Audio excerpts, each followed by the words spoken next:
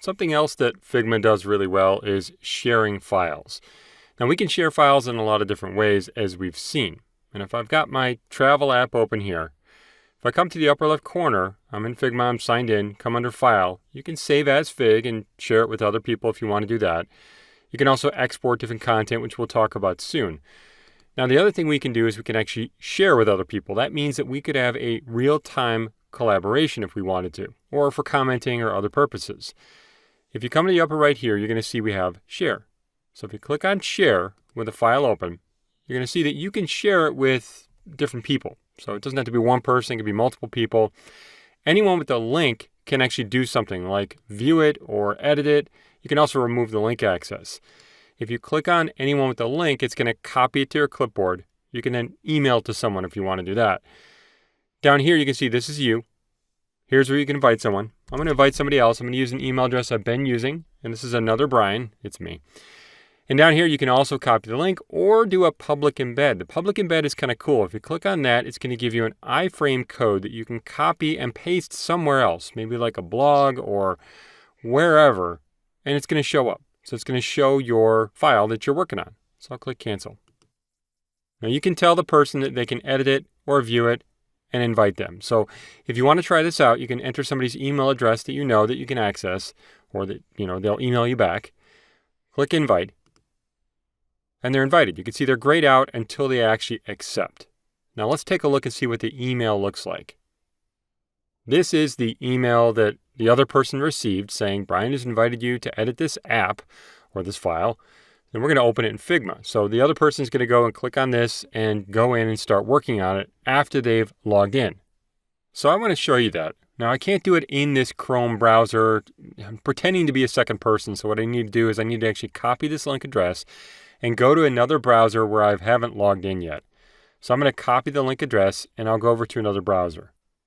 Okay, so I've just pasted it into another browser. And you can see that it's coming in and opening the file. Now, I can't really do much here. I can look at it and see a preview and, stuff like that. If I come up here, you're going to see, well, you got to log in. So I could right now sign up with Google. I could create an account. We're signing up to create an account. I already have an account. So I'll click sign in. This is a free account. Let's see if it works. Now that I'm in, I can see the file. So this is the one that was shared with me. Now I'm going to go back to the owner of this, the admin, which was me. Okay, so here I am. I just came back, and I can now see that this is no longer dimmed or grayed out. He has accepted the invite. He can edit it. And if I click away here, I can invite other people if I need to. But if I click away, you're going to see now that I can actually see the person's cursor right there. So as you start to, if you both have the file open, I should say, and somebody can edit, they're going to be able to do things like edit alongside of you. Up here, you're going to see the users that are actually signed in, and you can see who they are. Now, what I want to do is this. I want to show you both windows. I'm going to split these, so I'll be back in just a second here. Okay, so I've got two people working on this now. On the left, I've got somebody, and on the right, I've got somebody. If you notice, this is me working on the file. You can see that I'm moving my cursor. Now, look over on the left over there. You're going to see whoever is also looking at this file that is being shared with, maybe it's the admin, maybe it's another person, they can actually see my cursor. So if I click on something and I go to move it or scale it or do something, look what's going to happen here. They're going to see that in real time. So this is collaborative editing. This is actually pretty awesome. That way you can talk to people. You can do it via commenting a lot of different ways. You could be working over Slack. You could be doing all kinds of things, talking on the phone. I don't know. But as soon as I switch back over here, you're going to see that now you notice my cursor from this side. That's because, once again, this is the admin on the left, and on the right is the person that has been invited.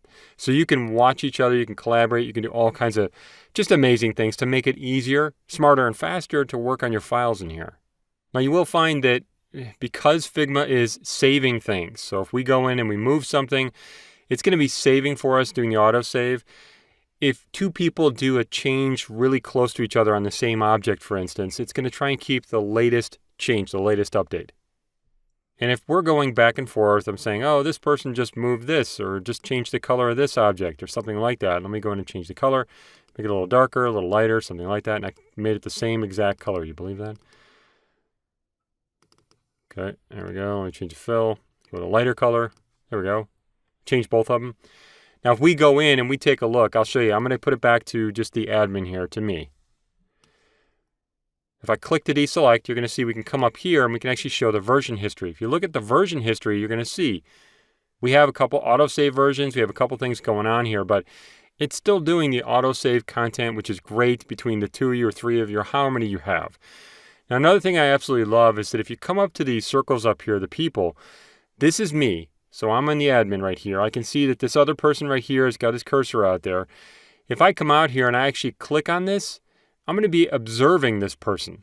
That means that they're sort of presenting to me. I guess that's what they want it to be like, which is kind of cool. So I'm observing this other person. And if I drag this over again to show you, just to give you an idea, if this other person moves around, you can see what's going to happen here. So now I'm not the admin anymore. I'm going in and looking at this. I can actually watch the other person go in and work and do things and see what's happening. That's pretty awesome.